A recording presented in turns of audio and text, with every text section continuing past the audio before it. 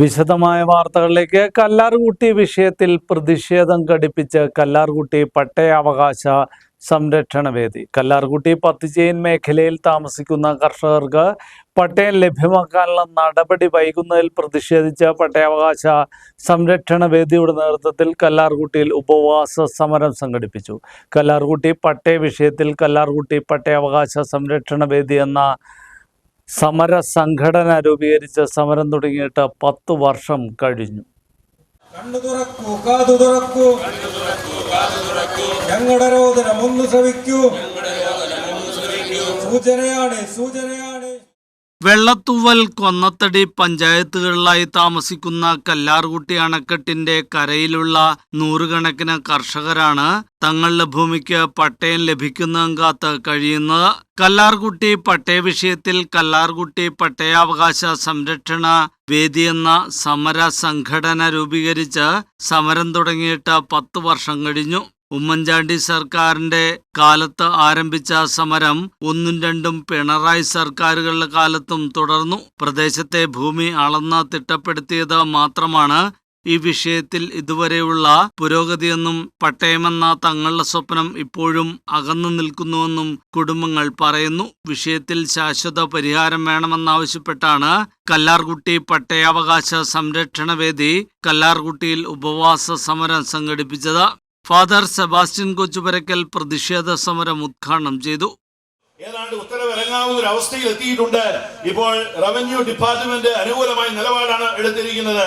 ഇനിയും അവശേഷിക്കുന്നത് വിദ്യുച്ഛക്തി വകുപ്പാണ്, ഇലക്ട്രിസിറ്റി വകുപ്പാണത്. എനിക്ക് നിങ്ങളോട് പറയാനുള്ളത്, വിദ്യുച്ഛക്തി വകുപ്പിനോട് പറയണം പോയി പണി നോക്കാനായിട്ട്. ഇത് നമ്മുടെ അവകാശമാണ്.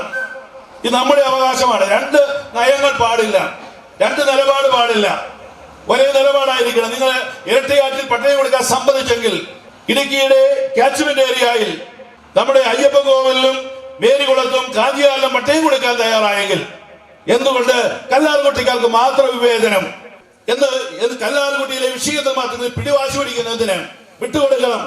ഇത്രയും കാലം ഈ ഭൂമിയിൽ ജീവിച്ച് അവർക്ക് അവകാശം കൊടുക്കണം.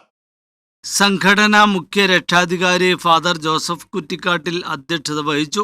Konnathady Grama Panchayat president CK Prasad, PV Augustine, James Yohannan, KR Vinod, Sebastian Kathippara, Saju Premkumar തുടങ്ങിയവർ സംസാരിച്ചു. 2ാം പിണറായി ഗവൺമെന്റിന്റെ അവസാന കാലഘട്ടങ്ങൾ എത്തി നിൽക്കുമ്പോൾ കല്ലാർകുട്ടി പട്ടയ അവകാശ സംരക്ഷണ വേദിക്ക് ഇവിടെ ഒരു ഉപവാസ സത്യാഗ്രഹ സമരം നടത്തേണ്ട സാഹചര്യം പിന്നെയും സംജാതമായി എങ്കിൽ എനിക്ക് ചോദിക്കാനുള്ളതൊന്നു മാത്രമാണ്. നിങ്ങൾ നൽകിയ വാഗ്ദാനത്തിന് പഴഞ്ചാക്കിന്റെ വില പോലുമില്ലേ?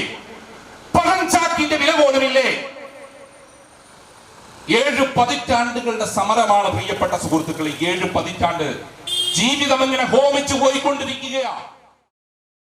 ഇരട്ടയാർ അണക്കെട്ടിന്റെ 10 ചെയിനിൽ പൂർണ്ണമായി പട്ടയം നൽകാമെങ്കിൽ കേവലം ഡൈവേർഷൻ ഡാമായ കല്ലാർകുട്ടിയുടെ 10 ചെയിൻ മേഖലയിൽ എന്തുകൊണ്ട് പട്ടയം നൽകുന്നതിൽ തടസ്സവാദം ഉന്നയിക്കപ്പെട്ടുവെന്ന ചോദ്യം കർഷകർ മുന്നോട്ട് വയ്ക്കുന്നു. പട്ടയ വിഷയത്തിൽ പ്രദേശത്തെ കർഷകരോട് വഞ്ചനാപരമായ സമീപനമാണ് ഉദ്യോഗസ്ഥ സർക്കാർ തലങ്ങളിൽ നിന്നുണ്ടാകുന്നതെന്നും കർഷകർ ആരോപിക്കുന്നു. News bureau, Adimali.